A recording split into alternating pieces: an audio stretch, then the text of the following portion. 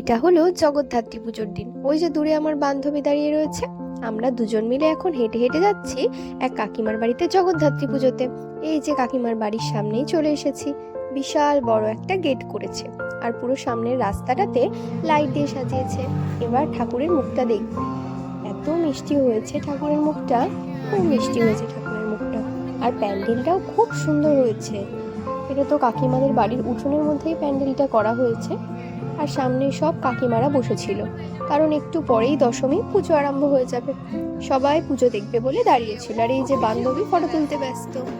এখন পুজোও দশমীর আরম্ভ হয়ে গেল, আর আমরাও সব দাঁড়িয়ে দাঁড়িয়ে পুজো দেখছিলাম। তারপর পুজো শেষ হওয়ার পরে আমরা কিছু ফটো তুলে নিলাম। ফটো তোলা শেষ হওয়ার পরে আমরা খেলাম খেতে। সেখানে গিয়ে ভাত, ডাল, বেগুনি, তারপর পোলাও, পনির, আর তারপর চাটনি, পাঁপড়, শেষে পায়েস। তারপর আমরা বাড়ি চলে এলাম। টাটা।